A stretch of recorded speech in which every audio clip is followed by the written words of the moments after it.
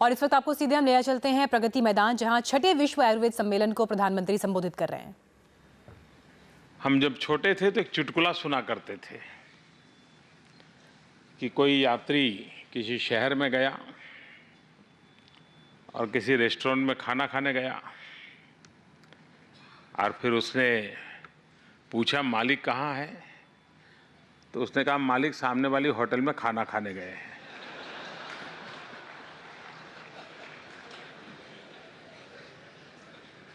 तो उस रेस्टोरेंट में कौन खाएगा?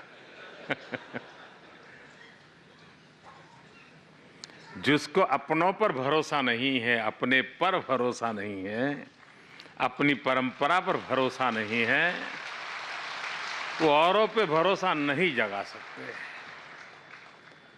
संकट आयुर्वेद का नहीं है, संकट आयुर्वेद वालों का है।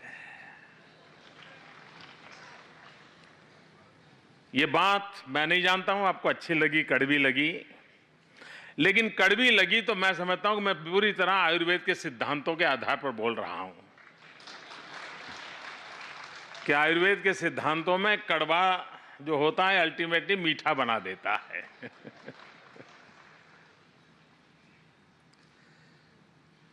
बहुत से लोगों से मैं मिलता हूं, बहुत से लोगों से बातें करता हूं। मैं पिछली बार एक बार जब मैं गुजरात में मुख्यमंत्री था तो मैंने पूरे देश में से आयुर्वेद के विशेषज्ञों को बुलाया था।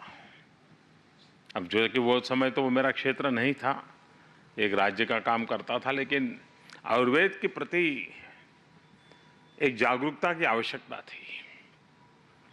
आयुर्वेद एक ऐसा क्षेत्र नहीं है कि वो एक सर्टिफाइड डॉक्टर तक सीमित हो। हमारे पूर्वजों ने स्वास्थ्य को जीवन का एक हिस्सा बना दिया था। आज हमने जीवनचर्या और स्वास्थ्य के लिए कहीं आउटसोर्स किया हुआ है। पहले स्वास्थ्य को आउटसोर्स नहीं किया गया था, उसकी जीवनचर्या का हिस्सा था और उसके कारण हर व्यक्ति, हर परिवार अपने शरीर के संबंध में जागरूक था, समस्या आए तो उपाय क्या उस पर भी जागरूक था। और उसका अनुभव आज भी आपको होता होगा। कभी आप रेल में या बस में ट्रैवल करते हो और मान लीजिए कोई बच्चा बहुत रो रहा है, तो आपने देखा होगा कि कंपार्टमेंट से 12-15 लोग वहां आ जाएंगे और तुरंत ऐसा करो, इसको ये खिला दो, दूसरा कहेगा ये खिला दो, तीसरा कोई पुड़िया निकाल के जेब में से दे देगा, उसके मुंह में ये डाल दो। हम पूछते तक नहीं है कि आप डॉक्टर हैं, कौन है, कुछ नहीं, लेकिन जब वो कहता है तो हमें भरोसा होता है, हाँ यार बच्चा चिल्ला रहा, रो रहा है, तो हो सकता है उसको ये तकलीफ होगी और ये दे देंगे तो बच्चा रोना बंद कर देगा और उसको शायद राहत हो जाएगी।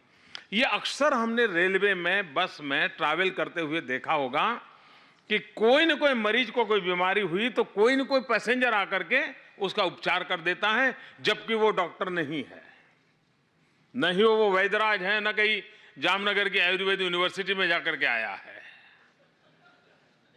पर चूंकि हमारे यहां ये सहज स्वभाव बना हुआ था, परंपरा से स्वभाव बना हुआ था, और इसलिए हमें इन चीजों का कुछ न कुछ मात्रा में समझ थी।